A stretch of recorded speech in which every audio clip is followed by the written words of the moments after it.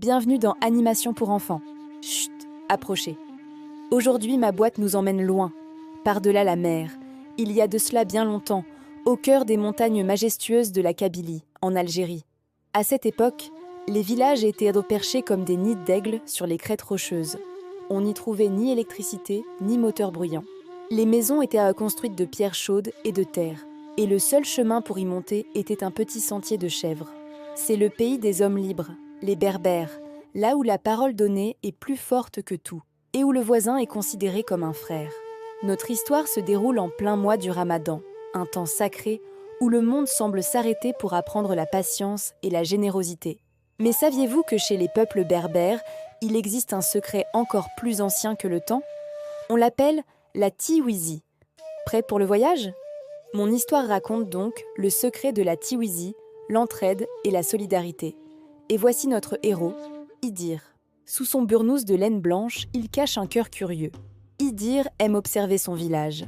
En cette période de jeûne, tout le monde s'active. Les mères préparent la shorba, par exemple, dont l'odeur de coriandre et de menthe chatouille les narines. Mais Idir, observateur, remarque une ombre.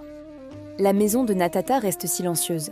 Pas de fumée à la cheminée, pas de chant venant du mortier à épices.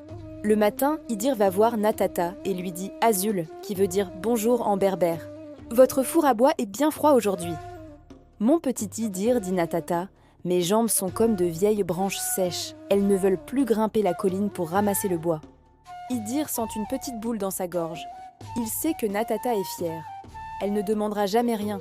Il doit trouver une idée, un secret. Idir va voir ses amis du village et leur explique son plan pour aider Natata.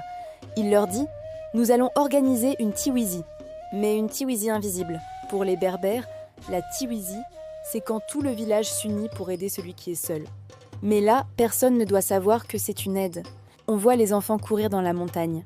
Lounès ramasse les plus beaux fagots de cèdre. Kaïna apporte un petit pot de miel de son père. Idir lui prépare un sac de semoule fine.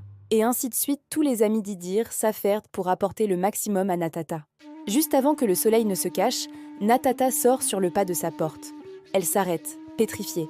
Devant elle, un tas de bois bien coupé, un panier de dattes fraîches, une jarre d'huile d'olive et pleine de bonnes choses à manger et à garder pour subsister pendant ce mois béni de partage.